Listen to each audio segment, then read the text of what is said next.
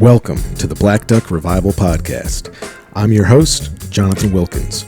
I'm excited to have you join me as I speak with a fascinating collection of folks, all of whom have in common that they've made a way for themselves by finding an intersection between thoughtful consideration and the tactile work of getting their hands dirty. This is an examination of intention, capability, and craft. It's where philosophy meets the blue-collar work ethic and where I find real value.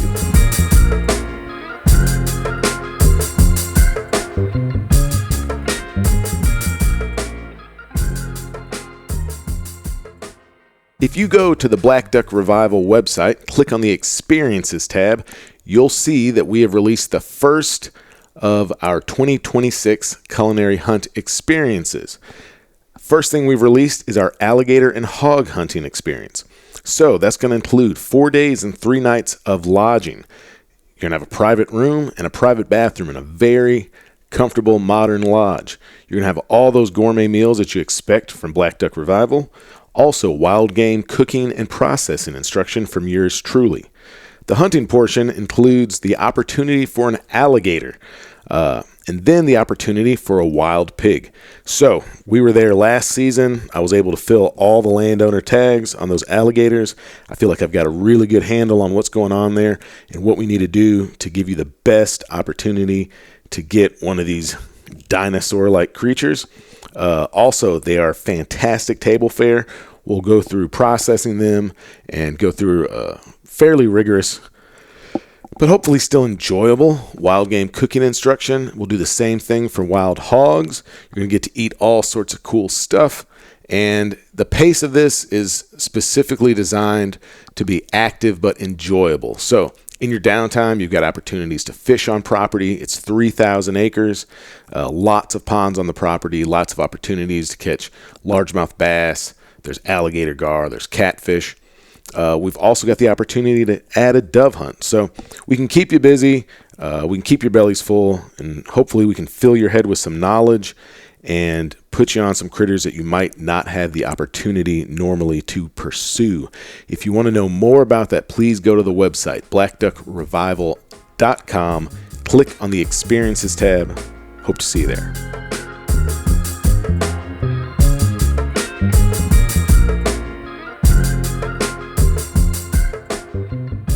Hey everybody, and welcome back to the podcast. This week, you're in for a special treat. You've heard about him many times before. You might have seen him on the Instagram feed over the past couple of years. But today, we are blessed to be joined by Beaverfest Brad Green of a secret spot in the woods in the Arkansas Ozark Mountains. Brad, thank you for having very little choice in agreeing to be on this podcast. Well, thanks for having me. It's been a great week. It's been fun. Yeah, so Brad's my buddy. I guess we've known each other for probably 7 or 8 years now. Yeah. You're still currently on the board of Backcountry Hunters and Anglers, the Arkansas chapter. I was previously, and we've kind of like done a bunch of stuff together at this point, man. We mentored a guy hunting several years back. Yep. We have been trapping beavers here. This is the 3rd year of Beaverfest. Came down and caught an alligator. Yep. Down there in South Texas. Rebuilt a deck. Yep. Rebuilt a deck down there, and I felt obligated to make sure that you caught an alligator because you helped me with that. But also that alligator, catching those alligators is very like trap line adjacent. Very much. Dude, we've been limb lining and trout lining for catfish. Yep. Along with my bride. Yeah. Your lovely wife, Susan. That was our anniversary trip that year for our wedding anniversary. Yeah, dude, you guys have stepped it up in the subsequent years. Dude, that's one of our best. Like, we had a great time. That's a great memory. Dude, it was really fun. We got that really good picture of us, and it makes, sitting in our living room there from that trip. It was a great time. And I've told you this before, man, but that was the first time I met Susan, and I was wowed when you walked in with Susan, man. Yeah, you probably weren't expecting. I was not pretty, expecting a lady that pretty, man. Yeah, I get that a lot. Dude, hey, man, kudos. I ain't giving away my secrets, man. But see, I didn't know you was good back then. I told you, like, you've like really leaned into just being very comfortable now, and you always wearing like a flannel shirt and overalls. I've seen pictures of you back in your race car days, and I was like, oh, I see what happened here. Yeah. You used to have a little more pizzazz on the front end. Yeah. I had more hair. Had a lot of things. You had a little spiked up hair. I've seen some of those pictures. But we should talk about that, man. And we've talked about this, that over the years, trying to figure out. We've become better friends. I was about to say our relationship is deepened. Yeah, let's not call it that. No, but we've become better friends over the years, man. I've spent a decent amount of time together.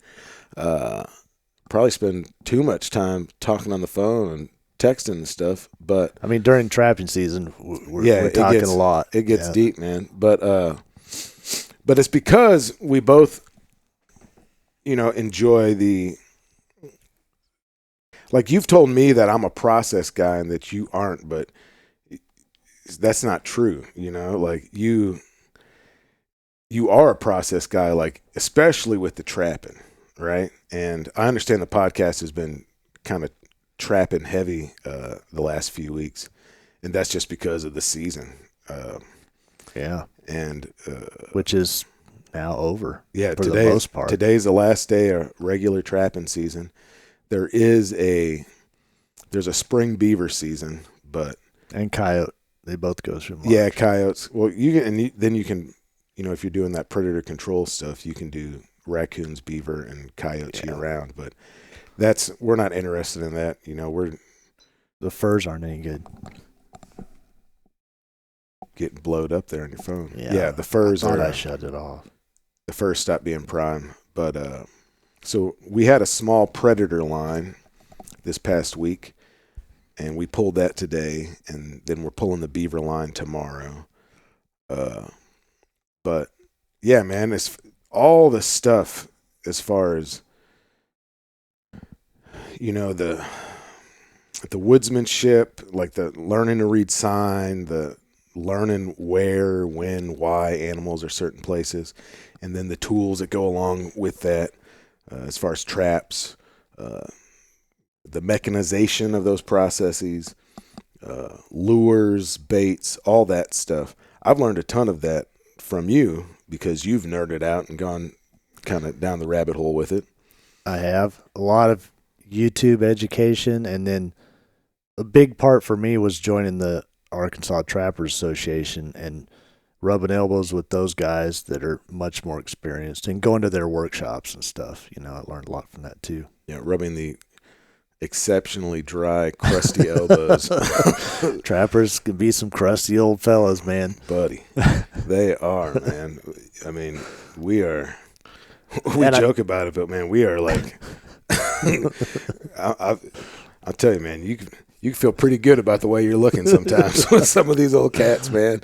They get a little rough, and also they get so deep into the being out in the woods and like, skinning animals and the lures and the skunks and all this stuff, man. You can just get pretty far removed from, the modern quote unquote trappings of everyday life.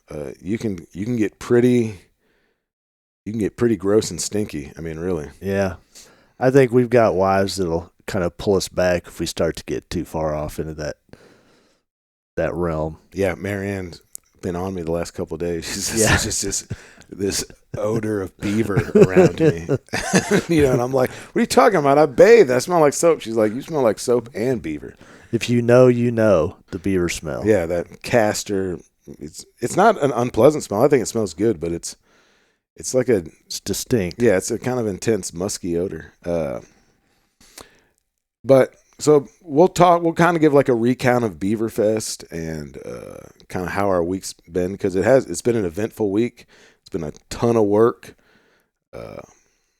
lots of firsts for both of us on the trap line. But we've talked on this podcast like too much maybe about how I've like set my life up to do a bunch of weird stuff, but you're kind of you're in a similar scenario about having time, but that's because you are, you're 10 years older than I am, but you've been retired for how many years? Oh gosh, I think 4 or 5. Yeah. So, I mean, you retired 48. 48. Yeah. Mm-hmm. Yeah.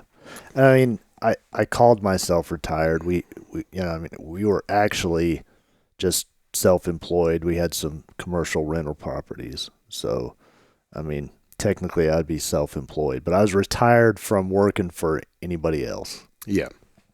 And those rental properties are not a time-consuming thing. Like, renewing a lease every year and calling someone to fix a garage door or something is about, every once in a while, an electrician was about all that. It didn't require much time for me. Yeah, and you said you're almost out of that because you're about to sell the last one, huh? We've sold 2, and we'll close on the third one at the end of April. So, I kind of alluded there to your race car days and all that, but let's go back in time, Bradley.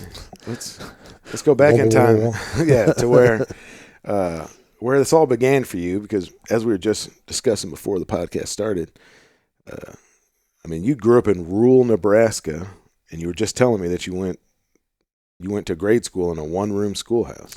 Just kindergarten. Just kindergarten. Yeah. Okay. Yep. Just kindergarten. We moved after that. In kindergarten, I went to a one-room schoolhouse, a country school in rural Nebraska, Holt County, Nebraska.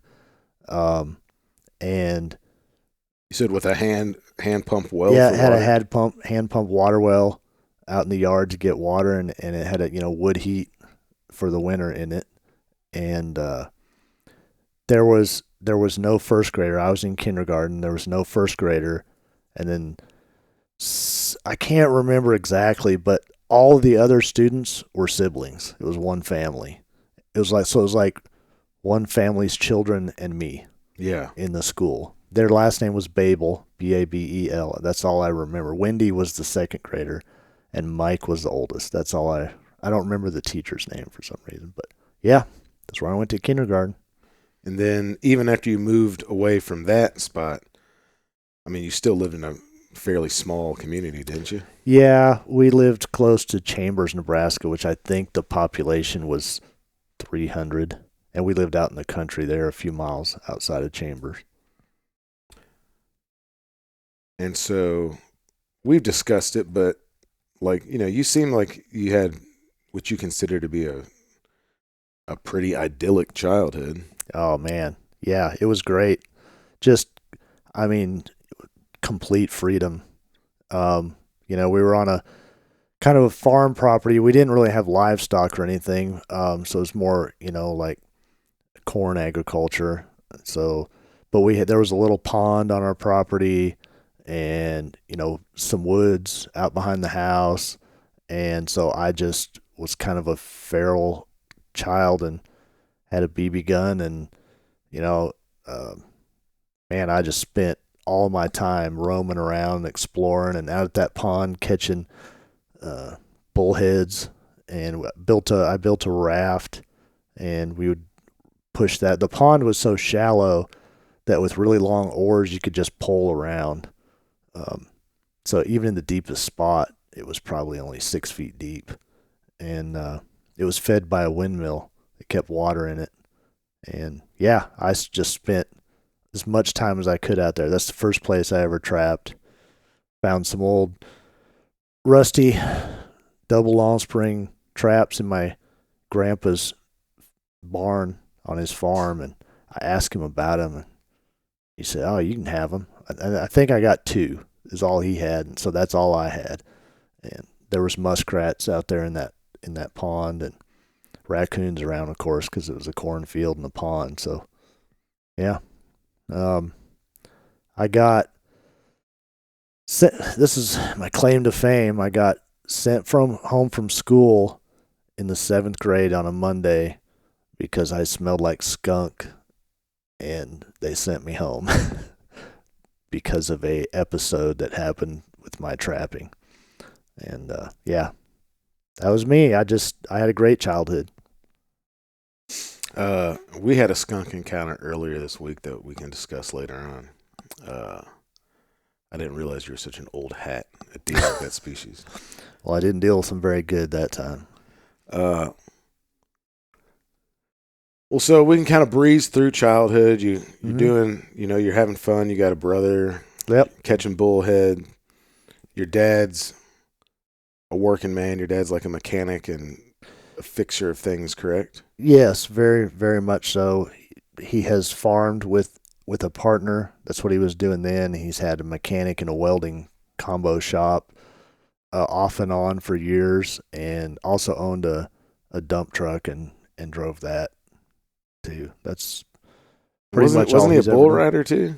He was a bull rider when he was young, until I was born. Mom told him, "That's enough. We got a kid now. Sure, you need to quit doing that." So he quit. But yeah, Marianne told me when we had our first kid, I couldn't hunt flooded timber by myself anymore because there's so many places you could you could fall down in a beaver run or get caught underneath something and waders fill up and nobody ever knows what happened. Freeze. And I wouldn't tell anybody where I was because I didn't want to know my spots. So yeah, that's really kind of one of the only concessions to bebopping around I made, which, Marianne hasn't. I get a really, really long leash, all things considered, but that was probably the thing I did that there was the most potential for danger in. But man, so to me, your leaving Nebraska and coming to Arkansas story is one of the more interesting and unique things about you because you know what chutzpah is? Yeah. Yeah, good Yiddish word. I think it takes such a tremendous amount of chutzpah, and also the way in which you did it. There was no net really. I guess you could have gone back if you could have. Got back to Nebraska. Gone home, yeah. But I think most people when they move someplace to start anew, usually they've got a job or some sort of employment lined up, or at least a place to stay. But you didn't even have that. You said we were talking about today when we were driving on the trap line, but if you don't mind, recount that, how you even picked Northwest Arkansas and then how you showed up here. Yeah. I was feeling like back home. I just didn't see much of a future that I really liked, for me if I stayed there. And a friend and I had taken a fishing trip down to the northwest corner of Arkansas, to Beaver Lake, and we'd driven down and camped for a few days and rented a boat and fished on Beaver Lake, and I was just enamored with the amount of trees and the big bluffs along the lake, and I just thought it was beautiful, and so that's why I picked Arkansas. But I just wanted to get somewhere new and just kind of make my own way and get a fresh start, new opportunities. It's funny because I had no idea that Northwest Arkansas was this economically booming, growing. I didn't know that the Walmart headquarters. I didn't know any of that, but all of that led to it being a great choice by accident. But yeah, I had a van. I had a Ford full-size van, and I drove down, and I lived in a campground in a tent for 3 months until I got a job within the first couple weeks and got enough money up to put a deposit down and move into they had little rental cabins at the campground. So I went from living in a tent into the cabin after 3 months. And of course, I moved down in the spring, so it was the rainy 3 months, which isn't the best time to be in a tent, but I survived. And yeah, the rest is history. Been here ever since. Been here longer than anywhere else. I feel like an Arkansan. I'm not native or anything like that, but I'm an Arkansan by choice, and it's been a fantastic place to live. And you've living wise, you've spent all of it up in the northwest corner, right? Yeah. Siloam Springs area, mostly. Yeah. And we've alluded to it, or we didn't allude to it. We talked directly about it. You're married to your lovely wife, Susan, who is very supportive of your adventures and skunk skinning in your very shop. much, very much. But so we talk a lot on the podcast. I know that we talk a lot about kind of some of these deliberate choices that we make and how we set our lives up. Whether it be chasing like an artistic pursuit or like a business venture, some sort of craftsmanship. Lots of times it's people that are doing all of those things in some way or another. But I think ultimately it's all fed by this desire for self-determination, freedom, what have you. And you and Susan have kind of made that choice in a very different way than I have, but I think in many ways like similar motivations. But I mean, and I'd like to talk about it, as much as you're comfortable with it or whatever. But so you guys kind of prioritized financial freedom. And what's interesting to me about it is it's like you prioritize financial freedom, but really in a very like kind of blue collar rustic way. It wasn't like going into a corporate sector or the stock market or something like that. Not to say you don't have investments and financially responsible and all that, but I mean, when I met you, you were working in a power plant. Yep. All I've ever been qualified for was blue collar work, so that's what I did. And I enjoyed it. But I mean, basically you guys kind of had a concerted plan to be able, was 50 the cutoff? Like you guys wanted to be retired by 50? That was our goal. So I moved here in 1995 when I was 21. I met Susan that year, that first summer. She was in college at the time. We didn't get married. We dated a little bit that summer, but she was in college in Russellville and busy, and we ended up kind of coming back together. I'd never forgotten her, and we got married in 2003. And when we got married, we both said it was we both wanted to retire at 50 or by 50 years old. And, neither one of us wanted to have, children. That was an agreement. We were both in agreement. And so the plan, we didn't have like details of how we wanted to do it, but we both had the common goal, and the plan itself kind of developed along the way. And she's very disciplined and structure oriented, and so that helped us get there. That was something that she brought to the partnership that I didn't have as much of, especially financially. So that helped. And then I was working in a greeting card factory as an industrial maintenance guy. I wasn't making exceptional amounts of money or anything. And she was working as an insurance claims adjuster. And we both were pretty good at finding ways to save money on things. I could fix cars, and she was real good at saving, real diligent about putting money away and saving it, and finding ways to spend less and still live comfortably, and live a good, comfortable lifestyle. And along the way, I discovered this thing I've told you about called FIRE. Mm-hmm. There was kind of a movement called FIRE, which is an acronym for Financially Independent Retired Early.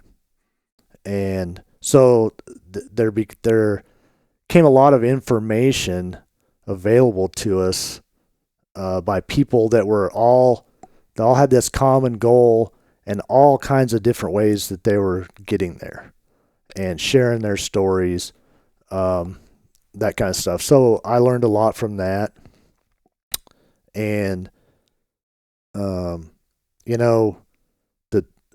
in the 2008, 2009 financial crisis, well, let me back up a little bit. You'd mentioned that I was into racing and stuff. And so as we were doing well, we both had, hold on real quick. Let's do a little segue into that. Okay, So, please. when you say racing, it was, I mean, probably most people just think of NASCAR, but what you were doing wasn't NASCAR. It was drag racing. Yeah, it was drag racing. Quarter mile straight line. Yeah. Like not using gasoline. No. At the kind of the culmination of it, I owned, and I had a team, and I had a AA fuel dragster, which it runs on nitromethane. So, which is a very exotic straight chain hydrocarbon, that it's an oxygen bearing fuel. So it makes a lot of power. But it's also extremely destructive. You're always trying to find this balance of making power and it not destroying itself. And sometimes it's a razor's edge. But yeah, that was when That's a dope metaphor, man. that was the mountaintop for me. Like as I was drag racing much cheaper, slower cars early on, like that, if you just said if you could do anything in drag racing, what would it be? And that was it. Like if I could do that, I've been to the mountaintop for me, And so I ended up there, but along the way, I mean, when Susan and I first got married, we lived in a little subdivision of Silent Springs, had a car and a half garage, and so I was working on cars and motorcycles, hot rods, and stuff in that little garage. And as we were doing better financially, I'd always wanted a shop building to work on stuff in and everything. And so we were able to do that. We bought a lot in a little commercial subdivision of Silent Springs. And when I was in college, I went to Southeast Community College in Milford, Nebraska for automotive technology. And it's, so it's a associate's applied science degree. And we had a personal finance instructor, and something that he'd said had always stuck with me, which was, what you guys are all young and free, and what you should do when you buy your first house, you should buy a duplex, live in half and rent the other half out. And then when you get eventually, make double payments, whatever, get that paid off, buy another one, And that just always stuck with me. I was like, man, that's a really smart idea. So I took that and applied it when I built my shop.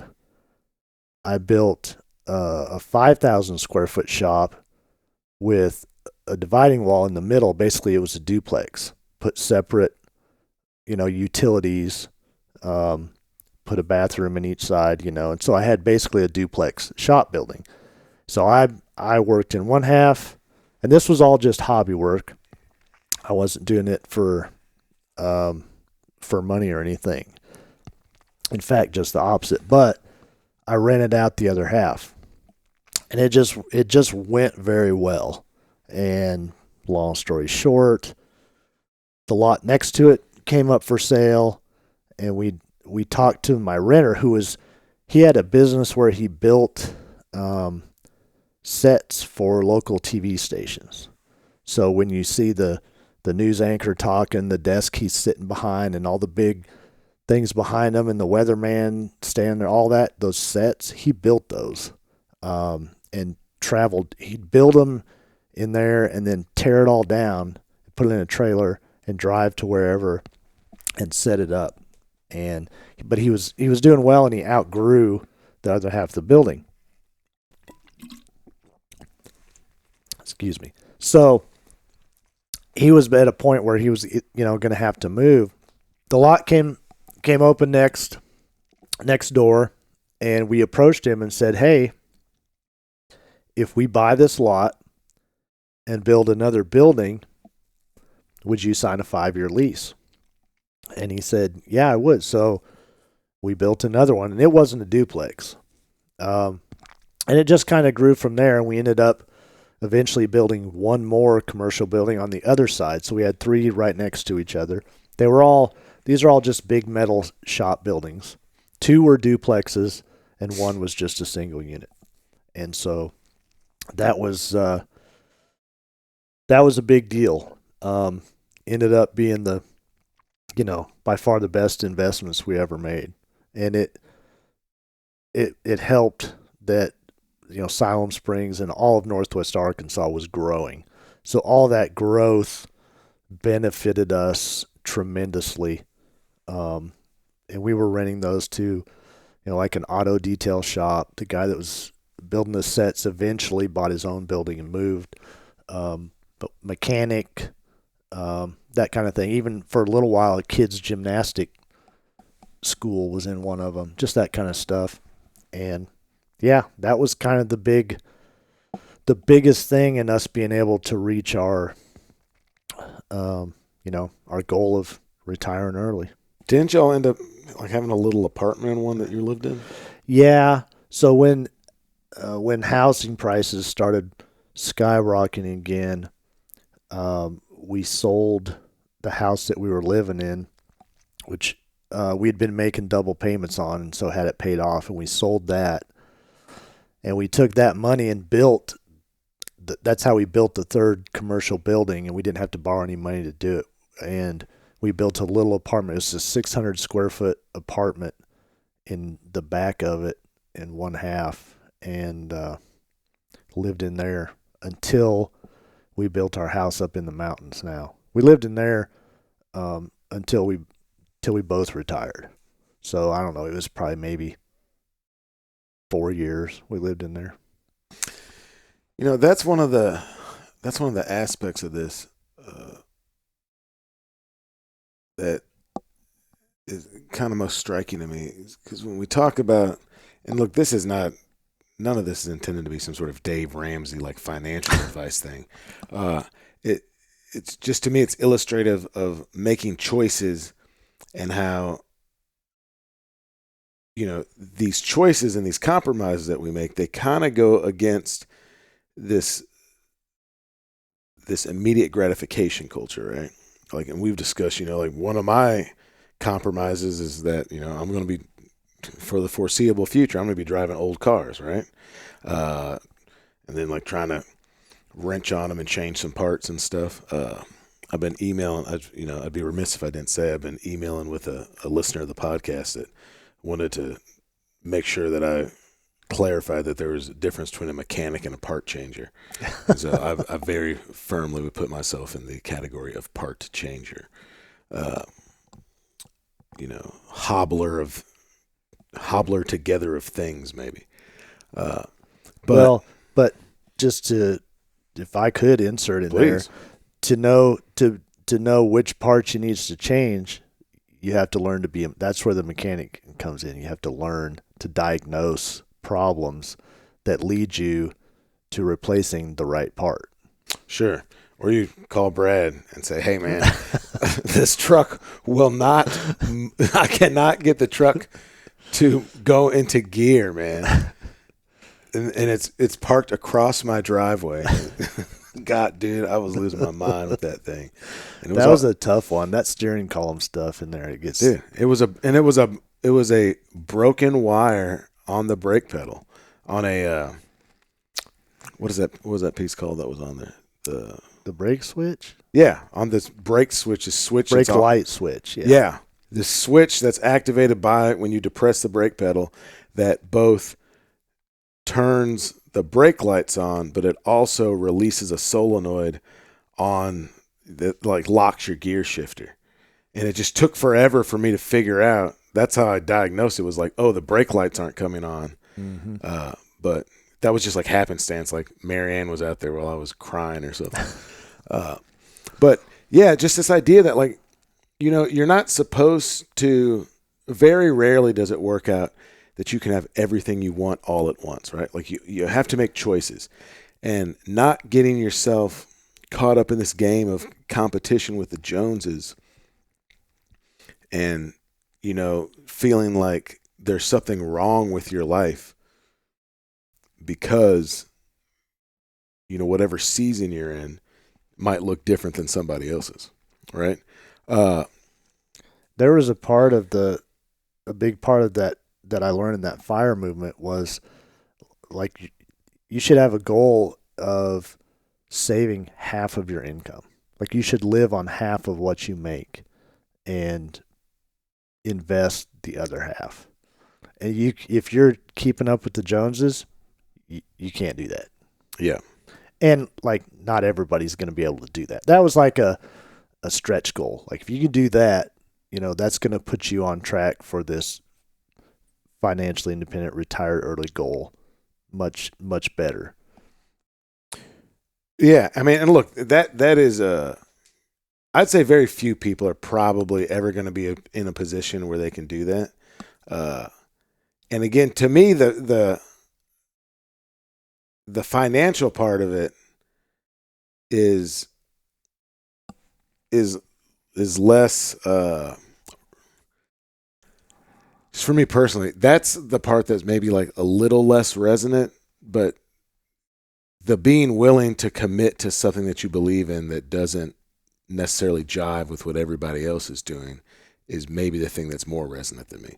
Like we talked about, I think earlier this week when we were drinking coffee one morning, because a lot of this is going to be how you look at the world, how you process information, how you make your decisions, right? And you said that you very much look at the world through kind of the lens of an engineer, and I look at the world through the lens of, you know, like artistic endeavor, right? Mm-hmm. Yeah, absolutely. So the things that are most important to me, even though we have many things in common about like our value systems and stuff, but like the things that are going to be most important to me are going to be different than yours. Like I was explaining to you that a lot of the stuff I do, the things I make, the creative part of it,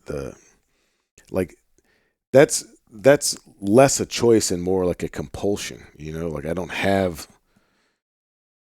the times when I have actively tried to subdue those like feelings and yearnings, right? My life has blown up. I mean, like violently blown up. And I finally just accepted that, like, dude, that's not going to work. So you're going to have to accept some other stuff, right? That, but it's because I put this value in this other thing. But again, the idea of, you know, we keep talking about with this podcast, you know, using your head and your hands and making a way for yourself in the world, right? Which is what you've done. I think self-reliance is one of the biggest things we have in common that we appreciate, you know. This is something we say on, you know, a lot of those guys on the BHA board is, you know, prepare to self-rescue. Always be prepared to self-rescue. No one's coming to bail you out, you know. Be prepared to take care of yourself. Well, you could always rely on the government.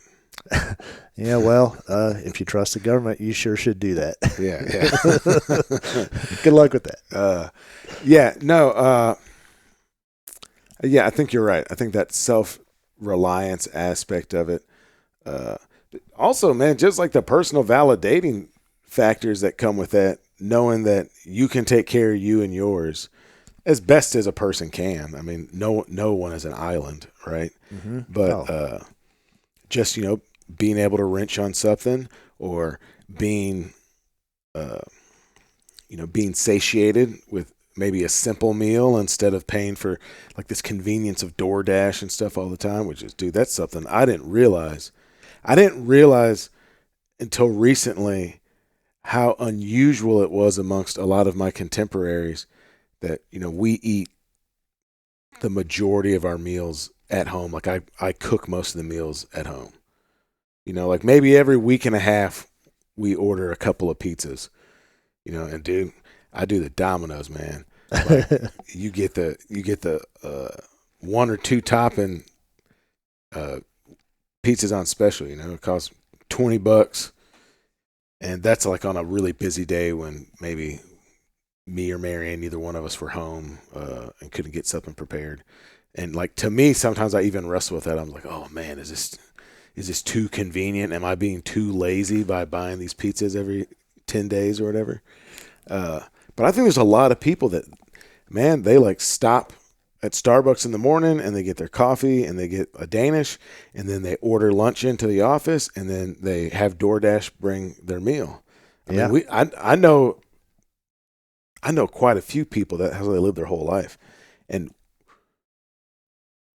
one, there's the financial part of two, but there's also this, to me, there's this kind of abdication of just the regular responsibility of living that comes with some of that.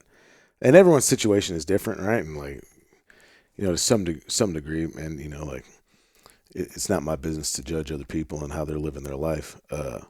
But you sat down with us a couple nights this week and like we ate dinner and like, just like my kids sitting around and Marianne and me, and you like see the banter and the back and forth and Hazel putting on a show and all that. Dude, that's super important too, right? Like that's, yeah. And not just for the family dynamic. I think also just for kind of like peace and to lower the blood pressure and to remind you what you're doing stuff for, right? Man, that's something that actually just, when we talk, we do a lot of hard segues, right? Yeah, we do. We get all over the place. Hard segue here. That's something I'll take a chance and bring up here a little bit. Because one of the things that, like you said earlier when you were kind of describing how you and Susan set your life up, was that you both agreed that you didn't want to have children, right? And we've discussed a little bit that I think maybe you feel sometimes like people kind of look at you maybe like sideways out of their eye or something about that decision, right? Yeah. What? I think people, they're just surprised by it. It's not real common, I don't think. Mm-hmm. And I think they might wonder, well, does that mean you don't like children? Like, which absolutely isn't true. No, you're super friendly with my kids. Yeah, I love your kids. I've got nieces and nephews that I love incredibly. And it just wasn't this, I don't know, this deep desire. I just never had this deep desire to have children. And Susan didn't either. I don't know that I can really explain it, but I mean, yeah, I don't know how else to explain it. We just never had that innate desire. A lot of people will tell you, ask someone who's coming out of college, what do you want the next few years to look like? Well, I want to get married. I want to have children. And like they know, and I just never, that was never a part of it for me. See, that's a powerful statement though to me, because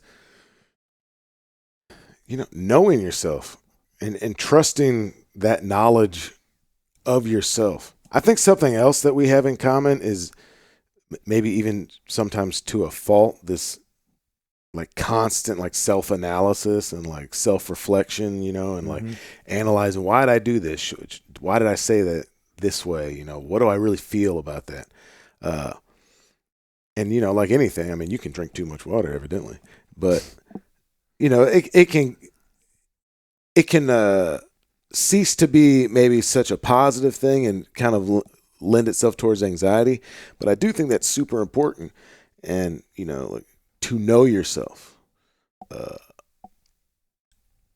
And man, that's something I think is pretty admirable that y'all were able to make that decision, and it being something different than, you know, maybe what is most common. And I don't know. I mean, it's just like believing in yourself and trusting your own instincts, right? And finding value in the places that you find value. It's also interesting though too, because it doesn't mean, I think for a lot of people, children are kind of like, in many ways, the ultimate legacy, right? Like that's how you find little bits of immortality, by bits of yourself live on, right? Oh, sure. Yeah. But it doesn't mean that you don't feel the need to leave legacy, which seems to be, and as we've discussed, a lot of the reasoning behind your conservation work with BHA specifically.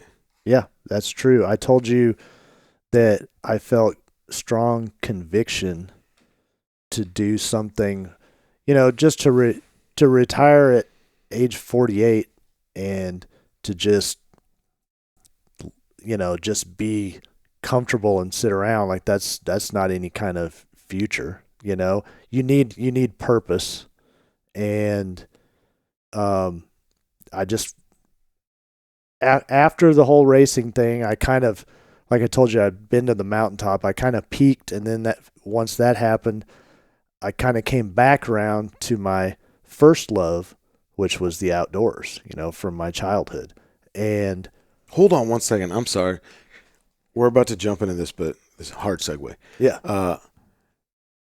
There's something else that you and Susan did and that we've talked about that really made a strong impression on me. And I want to be clear about it. Like, Brad is not Elon Musk. Brad has a good, comfortable life. You know, he's not. Yes. He's not a billionaire, right? I just want to be clear about that. But, and I'm not saying that in any sort of derisive way. I'm really, one of the more impressive things y'all did was you decided you had enough. Like, the goal was not the perpetual accumulation of more and more wealth, right? It was to be comfortable, to have the things you needed, to have some security, to be able to go and see places and do things together. But like, you have a really nice, cool house, right? But it's like what they call it, like a barn dominium, right? Yeah. It's like a metal building. Metal building. Right? It's not enormous. It's big enough for you and Susan.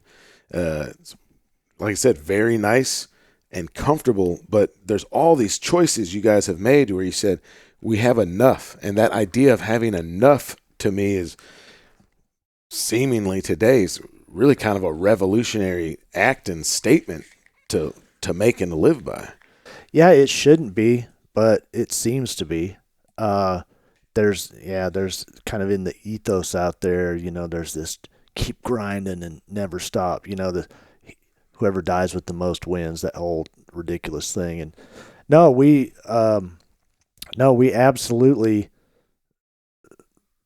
like, that was part of it, was once you have enough to sustain you the way you want to live for the rest of your life, you know, you want a little cushion in there because, you know, as you get older, things happen to your body and you know, stuff happens. So, but yeah, we had opportunities to buy more lots, build more buildings. Like, we could have, I think I told you, like, we could have created an empire. We both had good jobs. I was working at the power plant, making really good blue collar living, and Susan was working in insurance and making, like, we could have just kept going. But that was not our goal. Our goal was to get enough and stop. And so we actually tested it. I'm a little more of a risk taker than Susan, or a lot more actually. And it was, she needed some real reassurance that it was going to be enough, and so we actually put it to the test. We sat down and talked about it. I was like, okay, we're going to track everything we spend for a year and make sure that it is our rental income or less. Like, we're going to live for a year like all we're getting is the income from our rental buildings, even though we have jobs. And so we put it to the test, and it was fine. We didn't change our lifestyle at all. We lived just like how we had been, but we didn't live off of anything but the rental building. So then we knew we could do it. And even on top of that, just to really satisfy her feeling secure about it, we went to 2 different professional financial advisors and talked to them about, went through the whole thing. They looked at our finances, everything, and said, yeah, you can do it. You're good right now. Your current lifestyle, which is, decidedly middle class. Champagne every night. Yeah, lobster right. for lunch. Yeah. You can do it for the rest of your life. You're good to go. And that was all I needed to hear. And at that point, she's like, okay, I trust these people. And so we did it. And then we quit. We have investments and stuff that will continue, that's part of it. But like I said, we actually have been selling the commercial buildings now, our rental buildings. So yeah, it was enough is a concept that really seems to be lost. It's always the only thing is that you hear is just more. Yeah. And I think that's kind of tragic because it keeps people just desperate and distracted, I think. Dude, yeah, that's a really great description of it. Desperate and distracted. I think you're right. Instead of, I don't know, man. I'm not trying to. No, it's okay. As you get older, you transition from going to weddings to going to funerals. And man, it's just like you don't know how much time you got. And there's a point where, your time, as you get closer to your own death, which we don't know when it is, we all say you're going to live to be 85 or whatever, you get in your 50s, that's closer than your birth. You're getting closer to your death than your birth. And it changes your perspective on things. You're like, man, what's important is, spending time with my wife doing something we love to do together, like traveling or crappie fishing, just that kind of stuff. And the most precious thing you have in this life is your time. Mm-hmm. And, man, if you can have agency over your own time, there's nothing more valuable. And that's something we also, you and I share in common is we want to have some freedom. Dude, 100%, man. All right. So we'll do the hard segue back now. So okay. Your legacy.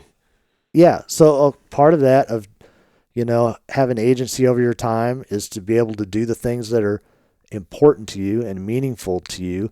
And like I said, I couldn't just at 49 years old, just spend the rest of my life sitting in a rocking chair on the porch, or even just doing only selfish things. Just, I want to go to a fancy resort or take cruises year round and, just ridiculous stuff. So I wanted to do something that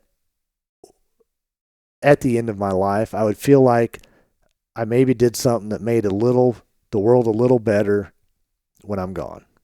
Something meaningful, like, because I don't have children, that's not going to be my legacy.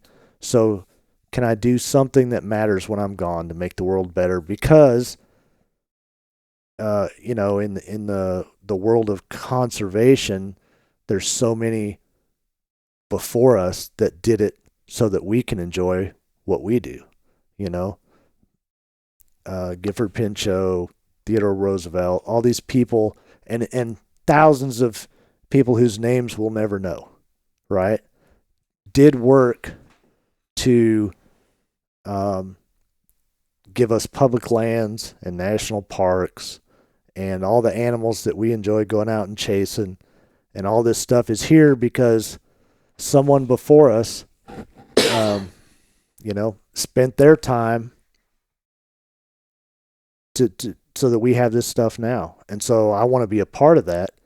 I'd be happy to be one of those thousands of nameless people that just contributed to something for future generations and, some purpose in my retirement. And so because I'd come back around to the outdoors, my first love, like I told you, that's what I want to do. I want to do conservation work. And at the time before we bought our place in the mountains, I was only hunting public land. I didn't own any land except for in town. So I was hunting public land, and so that kind of is what led me to BHA. And so, yeah. Now you're saving pine tree. We did. Yeah. And hopefully more.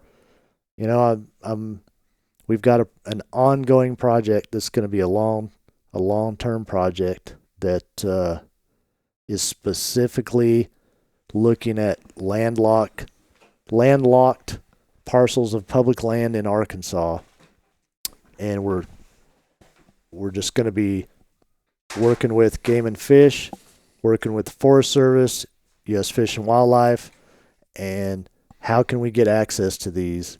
And probably we'll end up working with a lot of private landowners to try to buy access or easement to get to these properties.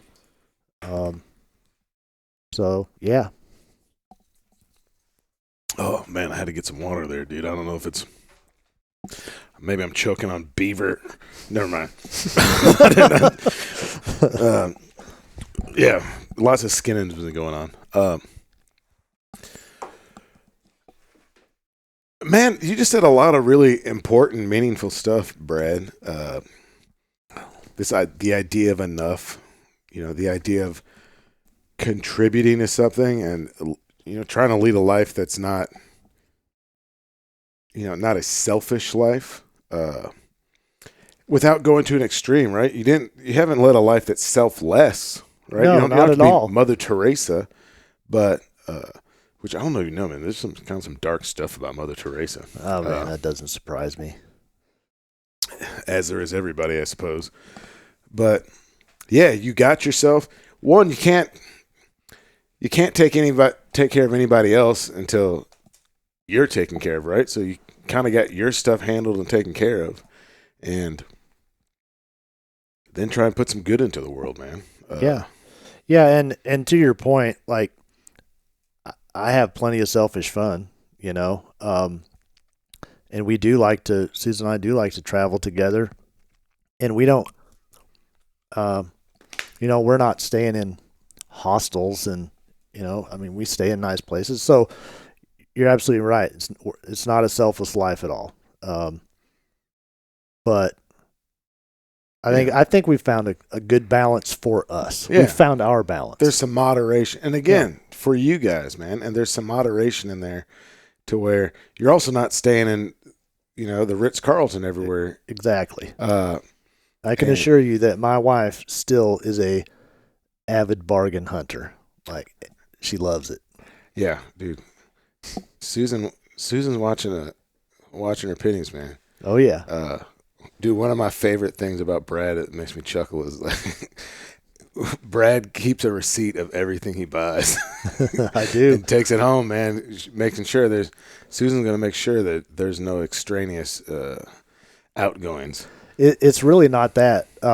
She kind of lets me buy whatever I want because she trusts me not to do No, stupid I don't stuff. mean that. I just mean that like there's no fraud or something. Oh like yeah, that. that's exactly what it is. She just like balancing the checkbook, every week we get our credit card statement, and she goes receipt by receipt and makes sure that there's nothing on there that's like a fraudulent charge where someone stole our credit card number, and she's just making sure things correlate, and then she's fine. But yeah, she does it religiously. So now, well, since we got married, I have religiously kept receipts. It's like having the best free accountant in the world. Like, it's kind of great, and I don't have to worry about bookkeeping or anything like that. It's awesome for me because that's never really my thing, and she does it. Yeah, no, it's my strong suit, man. As you can tell with all my schemes, my fur empire I'm trying to build. Okay, so man, with a little bit of time left, why don't we, for whoever's interested, why don't we give them a Beaver Fest? Let's do recap. it, man. I mean, really, that's what people really want to hear about. Is Beaver They wanna hear Fest, about Beaver not Fest. Brad. Well, you're Beaver Fest Brad. So I guess a few years ago, you trapped a couple of beavers in this little mountain pond that you found up by your house, and you told me about it, and I was all geeked up on it. And so then we spent a few days on some public land over by Black Duck, and That was in 2024, right? yeah, I reckon. Yeah, I suppose. And went after some beavers that had been giving me the blues, man. I've been in there with like a videographer and a photographer from Sitka. We were doing this other project that'll never see the light of day, I'm sure. And I was like, man, we should go in here and trap these beavers, and we'll do like some culinary stuff with it. Because you'd seen a bunch of beaver sign in there. You were Yeah, man. about it. I'd been in there. I'd been running traps and stuff in there, and they'd been plugging up my traps and stuff. And I was like, man, I've gotten better. I was like, we're gonna go ahead and trap these beavers. And yeah, went in there for like, and that's kind of deal where there's like a time crunch, and time is the last ingredient in trapping. It is the most important ingredient. Is time. And I just didn't have a lot of it, and wasn't catching them. But so we went back in there maybe like a month later, and they were kicking our butt at first, and then we developed a little system, and we caught these two beavers out of there, right? But it was a slog. Yeah, we were dragging a sled in there full of heavy steel traps. How far was it back in there? It's probably about a mile and a half. Yeah, it felt like a mile and a half. Well, because like part of it, there was a little bit of it was kind of comfortable. I mean, comfortable relatively. There was a cut like dirt trail, and then you have to like bust off down in the woods and go down through the swamp weaving and around stuff. trees and greenbrier and blackberries and stuff. And so then last year, we got some permission on my buddy Jordan's family property, which is like 5 minutes from Black Duck. Mm-hmm. And, they had like some levees in there and like some ag going on, cypress breaks on one side. And we were big time last year, man. We caught 7 beavers. Yeah.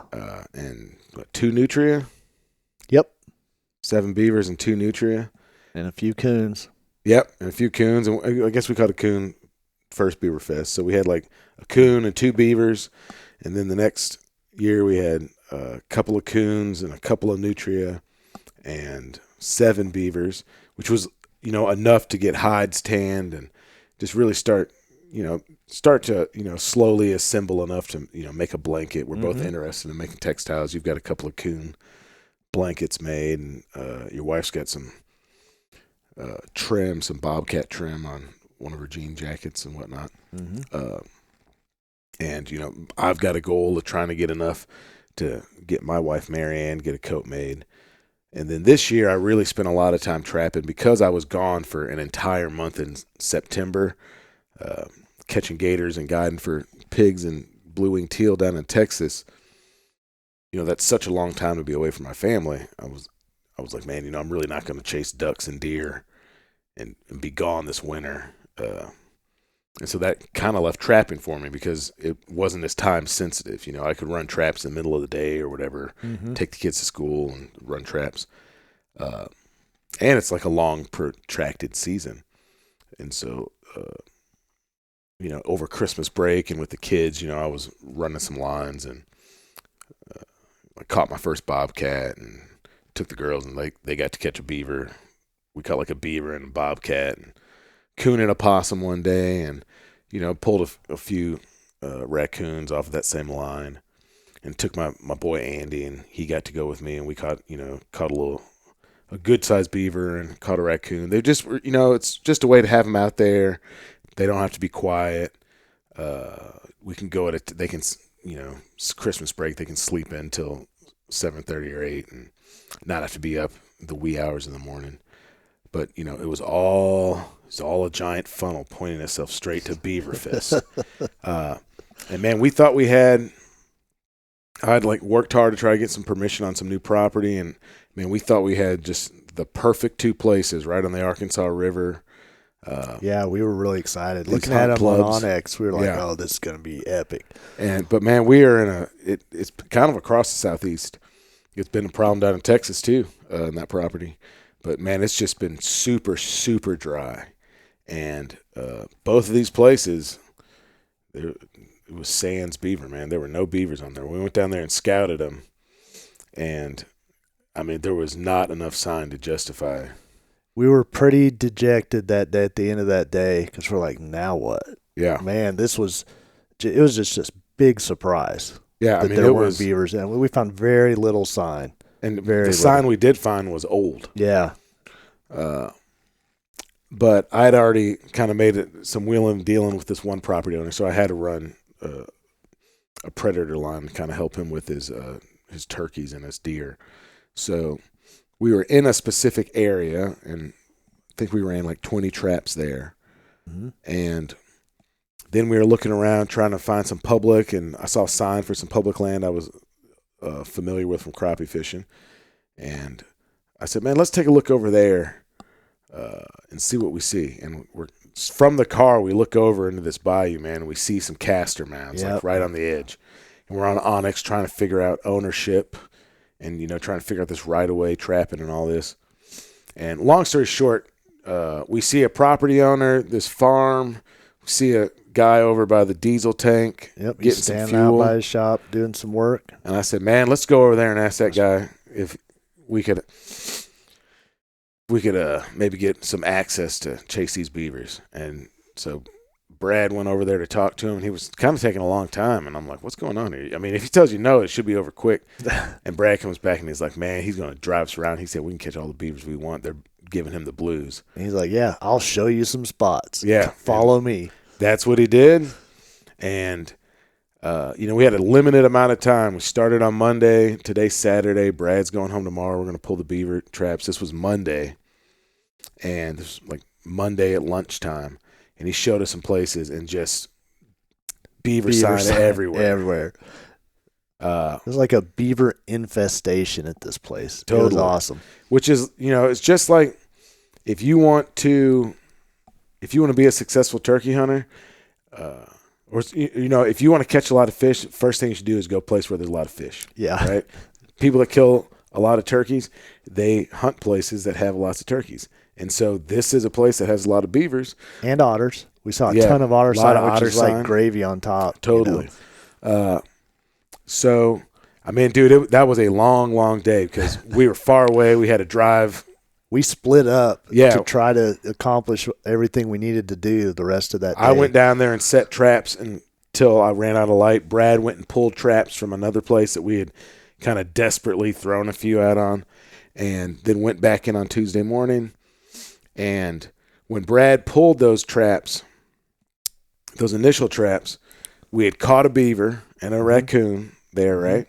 Yep. So we were on the board for Beaverfest, and then went back and checked I think I got eight sets out, and we had a beaver and an otter that first day on the new property. And then we went. That was my first otter. Brad's first otter. And then we went through and I forget exactly. I think we got 43 sets on this property. Yeah. Yep. And man, the last. And that's a lot of work. Yeah. For those of you that don't know, putting out that many sets, especially when you get in the mud, just wears you out. Yeah, the mud and walking back in these cypress breaks, and you're fighting honey locust thorns, and I mean, look, vines and briars, all the stuff. It's just work, Yeah. But if you want the results, you got to put the work in, right? So I want to interject one thing here. This is part of why trapping appeals to me as a investor, is that trapping is an investment. You invest your time, your work up front, and then over time it pays you back. I love that about trapping. Brad, that you're down on yourself about how you don't think you're a good communicator, man. That was pretty freaking beautiful, man. Yeah, blind hog. But yeah, and man, I feel like we've again, it's probably mostly to do with the amount of beavers there. Also, we got our hands on some of that Billingsley brand lure. Yes, we did. But we're trying some new things. We're using snares for beavers, which we'd never done before. Nope. And that's worked well. Like, we're just getting better at it and found a great location. That's a good combo. Yep, and we've done really well. And so we've got one more line check tomorrow. My goal, and I've pushed Brad up against the limit of how much he wants to grind on this beaver trapping, because this is like vacation for him. But, I've been on this thing, I guess it's like stage 2. They say with hunting, there's like stage 1. You want to get something. Stage 2 is you want to get a lot of something. Stage 3 is you want to get a big one. Stage 4 is you want to teach somebody else. Yep. Right? And so I'm like on stage 4 with ducks and deer. But with trapping, I'm kind of on stage 2. And so, first year we got 2 beaver. Second year we got 7 beaver. A couple of bonus nutria. This year, I was like, I want to get 15 beavers, Brad. And so we've got 14 beavers and 2 otters. Plus, with the predator line, we've gotten, I think maybe like 4 raccoon, maybe about the same on possums. My first skunk, my first coyote. We caught another bobcat on that line. Yep. Brad, like I said, Brad got his first otter, and then we caught another otter. So just a lot of really cool firsts, a lot of cool experiences, and like kind of some validation of methods and trying stuff. And your first muskrat today. Oh, yeah, today, yeah. And my first this century. Yeah. Hadn't caught one since I was a kid. First muskrat. Which even that's so cool to me, because then you're like, oh, these are muskrat holes right here. And I never see all the stomping around in swamps and bayous and stuff I do in East Arkansas. I never see muskrat huts, but they're obviously in these places. Probably mostly in bank dens and stuff. You're probably right. But just even that little bit more knowledge that I can, I'm throwing in my knapsack of outdoor education.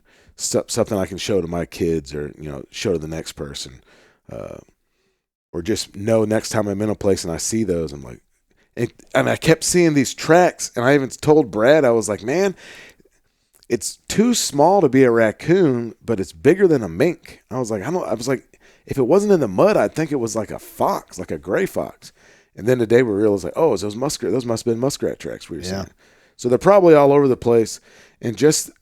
That's also kind of magical to me too, because we were, I've been so keyed up on otters this year. Like, I wanted to catch my first otters this year, and finally caught some down there in Texas, and now I got one in Arkansas. And just that farmer, he was standing right there, and I was like, man, you're standing right next to an otter toilet. He was like, that he had no idea. Well, right? I mean, yeah, most people wouldn't know. I'm driving around picking them out from the truck at this point because I'm so keyed in on them. Yeah. And, dude, we put a snare there, and the next day had an otter. Yep. And, like, for me, that's a big deal, man. I really get a lot out of reading sign and then making it come together, because I'm not running cameras. I'm not putting corn piles and stuff out, which – I'm not trying to get all that. I'm not dragging on anybody. I'm just saying that I'm really trying to run off of intuition, right, and past experiences and stuff. And so when you're able to put that together and it works, man, it's great. It builds a volume of woodsmanship, and trapping is really good at that. Yeah, and dude, I've taken direct knowledge from trapping and transferred it to like bear hunting, and same thing with turkeys and like turkey stuff and applying it to trapping, and trapping stuff and applying it to turkeys. And that really good deer that I got last year it's off that same stuff, not sitting out on those fields where everybody else in the property has for 30 years. I went down and got off on the edge of a cypress break and like stuff I had been keying in on because we were trapping right there, and got that deer like 6 yards off the ground. Yeah, I mean, because we're always looking for tracks and sign. Of course, even though we're looking for beaver, otter, whatever, we're always seeing deer sign too. And so you learn how they move through the swamp. Their pinch points. And it's wild, man. Like everything is using those beaver dams. When you get through those cypress breaks, like deep in there, man, everything's running those. We didn't even tell them. It's a bridge across the swamp. Totally.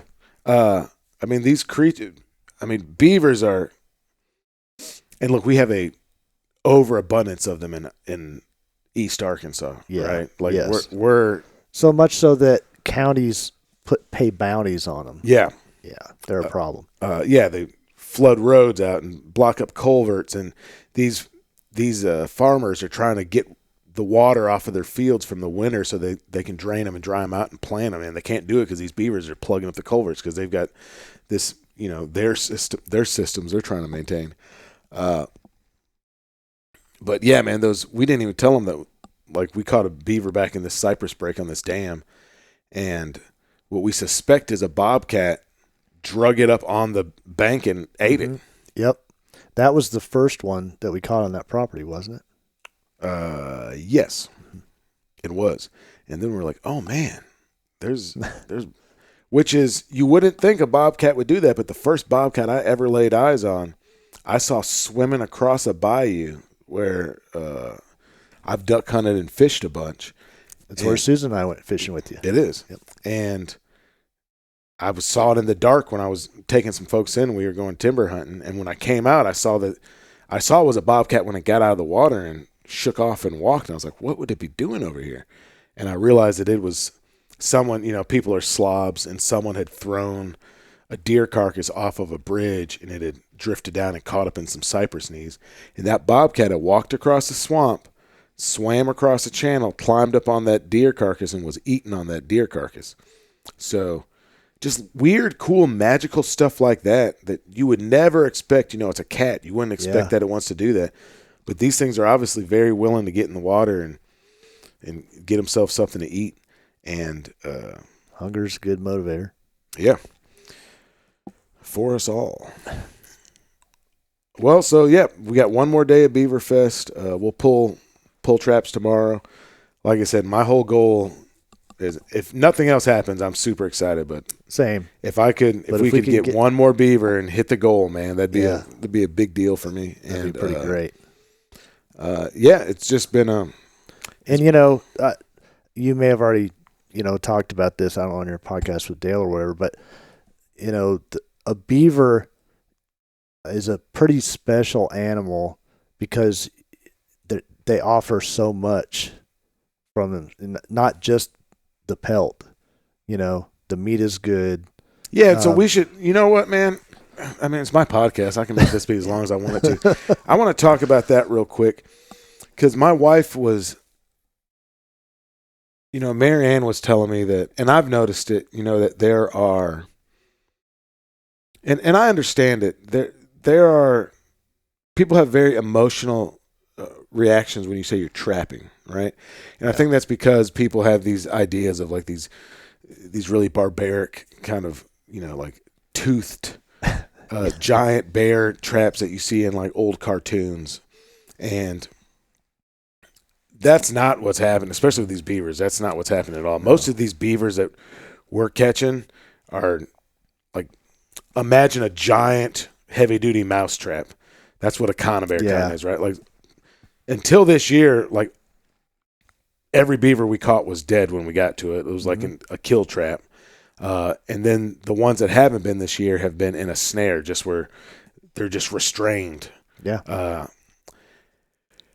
Like, imagine. Yeah, they're just sitting there on the bank. Yeah. Like they have a leash on them, and not around their neck, like around their midsection or something like that. One by his tail. Yeah, we caught one by his tail. Much like catching a tiger by the tail. But these beavers are like, we're getting the pelt off of them, which is it's a renewable resource. I'm going to keep hammering this. It's a renewable resource. It's a natural. I mean, if we want to go with a catchphrase or like clickbaity words, it's a natural, organic, wild caught textile. Mm-hmm. Infinitely better for the world and for human beings and for the environment than a rayon shirt.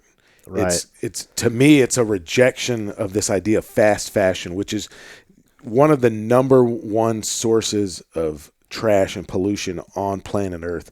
Is buying Fashion Nova and going and buying clothes that then get bundled up into big giant compressed packages and sent to some developing nation where they're burned or thrown into landfills. This is the opposite of that. This is something that, if done in moderation and with sound biological,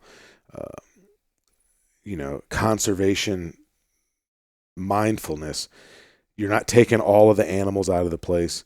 There's going to be more to replace them. And also you have like a durable, attractive, warm piece of clothing that can last for generations. Like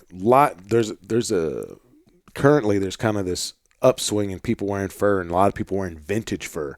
You're thinking about, man, you're talking about people that are wearing coats that are 50, 60 years old.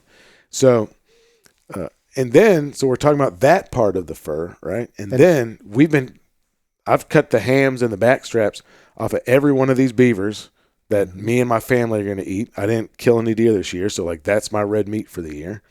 And then the shoulders, I'm saving all the shoulders for gator bait. Yep. Right? To catch alligators. Which in a small way helps me not, normally what you'd be doing is like buying chicken quarters or something at the store, which if you've ever seen chickens driving around Arkansas, if you've ever seen chickens on a truck going through the Tyson stuff, it's the most horrific, deplorable looking thing ever. It's pretty sad. And so if that's a dozen sentient beings that don't have to live in that misery because of me, that I want to use them for bait, that's a bonus for the world. So I fully acknowledge that,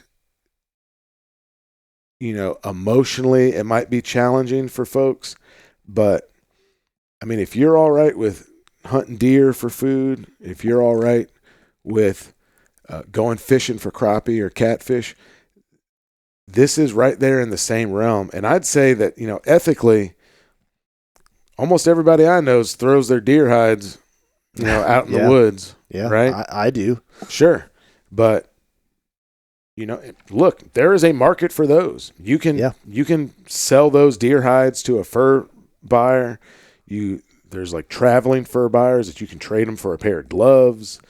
Mm-hmm. There's a lot more usable resources on an animal than I think a lot of hunters and outdoors people realize. And, I think there's this idea that in days of yore that Native Americans, used all parts of these animals. And the reason that we key in on that is because we understand that it's an infinitely more respectful and moral use of a life and of a sentient being. And I feel that's what's happening here with our trapping. And so I feel like we're doing something that, yes, we enjoy it. It'd be disingenuous to pretend that we weren't having a good time, but I feel like we're participating in something that is like, it's helping these landowners. We're helping ourselves. I'm teaching my kids about factors of the natural world and how to be an outdoor steward that many of their contemporaries have no idea about. And I also have found it, especially with my little girls, it's the thing, excuse me, it's and I knew it was going to happen when we went to Doyle's and picked up all those pelts that I had tanned. They're so soft and so luxurious feeling. I was like, I can't wait to take these home to the girls. Yeah. Because they're going to feel them and they're going to like them and they're going to be able to identify with it just because of like the softness and the coziness of it. And the first thing they said was, oh, we want pillows made out of this. You know, can we get pillows? Can we get blankets? And I said, look, I will make that happen for you. If you come on the trap line with me, you know, one, I want them to spend time with me. I want to spend time with my kids. But come with me. Help me with this, you know, like learn some of this stuff. Take part in it. Yeah. I was like, I'll spend the money and get this stuff made for you. And even though they did it begrudgingly at some points over Christmas break, they came, and it also was teaching them. I watched them. They were getting bored. They were getting dejected. Oh, it's so much time. We're driving out here to this farm.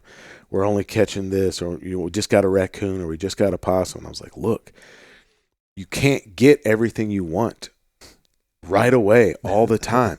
But we keep showing up. We keep checking stuff. We're not lazy. We get out. We go and put eyes on everything. We make sure something's not sprung or disturbed or whatever. I was like, and you never know. And we pulled that truck up and we walked down this hill, down to this kind of, it's really a creek that my buddy kind of dammed up the ends and made like a duck hole out of. And we get down there and look, I didn't think there was going to be anything. And I come over this little rise. And the day before, I put a blind set in, man, to my first bobcat. And the girls were like, oh, a bobcat. And then I looked over, and there was a giant beaver up on the bank that I had caught. And, you know, they just went from just this kind of banal malaise to just ecstatic. And they had this experience, and they were telling their little brother about it, and they're telling their mom about it. I don't know if they tell their friends about it or not. Maybe they don't want to be thought of as weirdos at school, so they don't. But they're both getting beaver pillows this year, you know. So, yeah, I went on my rant there, but no, that was a good one. Want to add a couple quick things. So, please. Most faux or fake fur is petroleum based. Yeah, you know, so you can say, well, you're saving an animal, but you know, yeah, you're doing other stuff. And with the real fur, because it's biodegradable, if it does get thrown away, it's gone within a year. In a landfill, it's gone within a year. You know, so it is very sustainable, renewable, planet friendly. Yeah, environmentally friendly stuff. And look, I promise you, hopefully we're gonna have pulled 15 beavers Fingers off of crossed. this property tomorrow, Only and take one. they will be a problem for that farmer very soon thereafter. Yeah. It's been great. It's been a beaver fest for the ages. You know, I'm a little scared because like there's gonna come a point where, you know, we can't just keep leveling up. Yeah, there's no place to go but down from here. But like I said, man, we got other adventures in us, man. Yeah. You know, we could Beaver Fest might turn into. I was telling we might have to go up to Kansas try and catch a badger, man. That's a really fascinating creature to me. And we're still on the prowl. We're trying to get you my first mink. Well, you know, both of our first mink. Because both of us, the only mink we have are ones we picked up off the road. Yeah, roadkill. That have been, you know, they were trapped by Chevy Silverados, I suppose. Good year. But like even that, man, I feel great about that. Some animal got hit by a car, and I was able to, you know, show value to its life and take it and get a neat pelt out of it. And I mean, it takes a lot of mink to make something, but I mean, you were able to make some beautiful blankets for your home just out of raccoons. And shout out to O'Ark Fur Traders. Look them up online. There you go. Local. Now we've got local furriers and a local tannery. Yeah. Which, you know, we were talking about that too. We love to give the business to the local people. Yeah. I mean, you know, you want to talk about keeping money in your community. That's exactly what's happening here. You want to talk about doing stuff that's environmentally friendly. That's exactly what's happening here. And you're pretty much trapping. Most of your trapping is done right there where you live. And you've been telling me and showing me that you have been seeing an uptick in the number of turkeys since you moved out there. Yeah. And I could not in good conscience attribute it directly to that, but it certainly is helping. It's a helping factor, but I've running my trap line. I kept bumping into these same, you said they look from a picture, you said they looked about 2-year-old. Year old. They're young.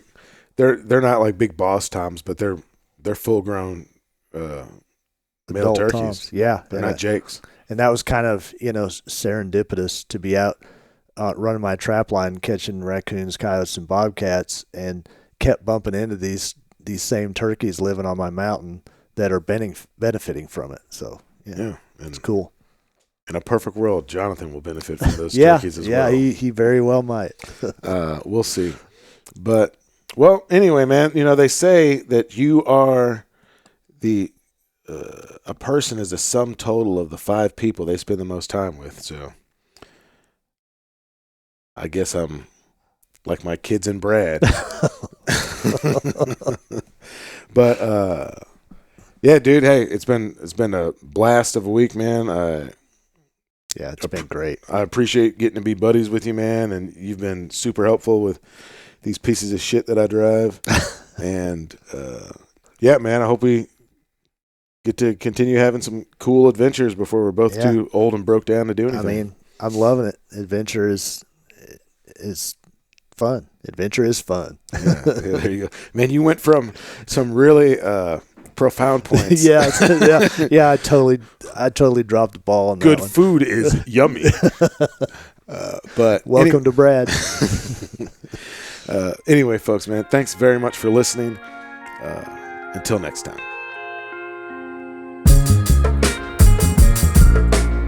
Real quick, I wanted to ask you guys to go over to the Black Duck Revival YouTube channel. We've just released a short film about the 2025 alligator season.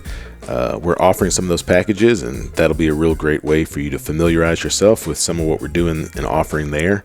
But take a second, go over to the YouTube page, subscribe. We've got more videos coming. We've got how-to videos. We have cooking instruction videos.